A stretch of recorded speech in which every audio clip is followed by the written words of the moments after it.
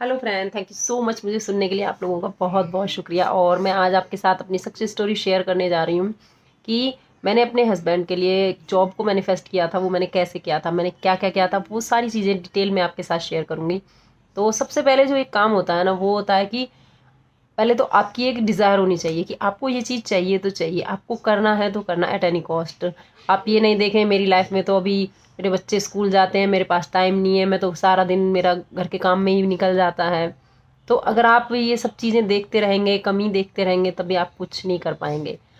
आपकी डिज़ायर जो होती है ना, वो आपको आगे ले जाती है, चाहे कितना भी काम हो।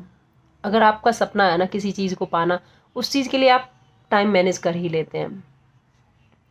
तो मैंने कैसे जॉब को मैनिफेस्ट किया था। सबसे पहले तो ज़रूरत होती है, आप सभी जानते हैं कि ग्रेटिट्यूड कितना ज़रूरी है। बिना ग्रेटिट्यूड के आप अगर कोई चीज़ पा भी लेते हैं ना, तो वो आपके पास ज़्यादा समय तक टिकती नहीं है, वो कहीं ना कहीं आपके हाथ से फिसल जाती है। तो आपको हर दिन शुक्रगुजारिता में रहना है, हर चीज़ के लिए। छोटी छोटी चीज़ें हैं ना आपके पास, उन सब चीज़ों के लिए थैंकफुल रहें। तो एक और फिर आपको अपने सपनों को पाने का ना एक प्रोसेस होता है। उस प्रोसेस को अगर आप फॉलो करते हैं तो 100% आपका सपना पूरा होता ही होता है। अगर आपका बड़ा सपना है तो थोड़ा टाइम लग जाता है। आपका सपना इतना है कि आपको 1 मंथ में मिल जाएगा, तो वो चीज़ 1 मंथ में मिल जाएगी। तो डिपेंड करता है कि आपका सपना कितना है। और ऐसा भी नहीं है कि आपका सपना बड़ा है तो आपको टाइम ज़्यादा ही लगे, वो यूनिवर्स का काम होता है, वो कैसे आपके लिए चीज़ें अरेंज करता है। तो अगर आप मनी मैनिफेस्ट कर रहे हैं, अगर आप जॉब मैनिफेस्ट कर रहे हैं, तो आपको क्या क्या करना है। सबसे पहले तो आप ये काम ना रिटेन में करेंगे, क्योंकि ओरली करने के लिए कहा जाता है कि आप ओरली कर सकते हैं, बट जब आप लिखते हैं ना तो आपका फोकस रहता है। आप फोकस रहते हैं कि आप ये काम कर रहे हैं, तो आपका ध्यान ना अब यहीं पर है। अगर आप ओरली करते हैं ना, तो आप खुद देखेंगे कि 2 मिनट बाद ही आप ना भूल जाते हैं, माइंड से स्लिप हो जाता है कि आप क्या बोल रहे थे, और अभी आपका ध्यान जो है वो कहीं और चला गया है। तो इसलिए कहा जाता है कि अगर आप चीज़ों को लिख कर करते हैं ना, तो वो ज़्यादा वर्क करती हैं।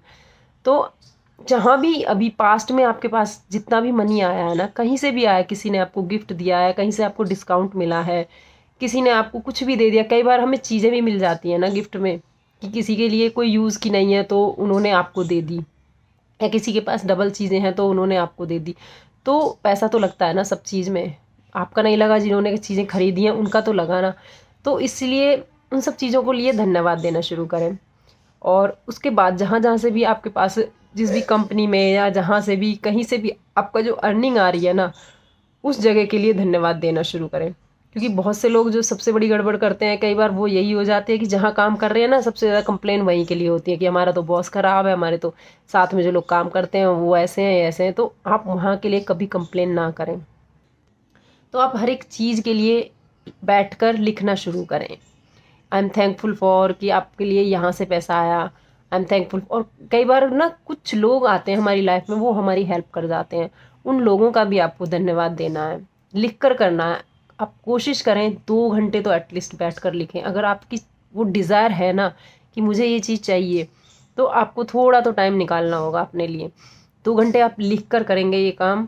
उसके बाद जो आपने लिख दिया है ना, उतना तो आपको मेंटली याद होगा ही कि आपने क्या लिखा, किसके लिए थैंक यू लिखा। फिर आप शांत माहौल में बैठ के अपनी आंखें बंद करके फिर से एक एक चीज़ को ना धन्यवाद देना शुरू करें। फील कर करके, जब तक आपको जितनी ज़्यादा फीलिंग आएंगी ना, मैनिफेस्टेशन उतनी ही जल्दी होता है। Feelings are fuel, power book में बताया गया सारा, जो पावर बुक है उसमें सारी चीज़ें आपको फीलिंग्स पे ही बताई गई हैं। कि आप कोई काम कर रहे हैं, उसको सारी सारी प्रोसेस कर रहे हैं ना, आप लिख भी रहे हैं, उसको बोल भी रहे हैं, सोच भी रहे हैं, बट अगर आप फीलिंग्स नहीं ला पा रहे ना, तो आपका सपना थोड़ा डिले हो सकता है। तो अपनी फीलिंग्स पर काम करें। और फीलिंग्स लाना कोई ज़्यादा बड़ी बात नहीं है। आपको इंसान को देखना होता है, हर इंसान का ना अपना एक नज़रिया होता है खुश रहने का। किसी को किसी से बातें करके अच्छा लगता है, किसी को डांस करके अच्छा लगता है, किसी को गाने सुनकर अच्छा लगता है, हाई फीलिंग्स में आ जाते हैं लोग।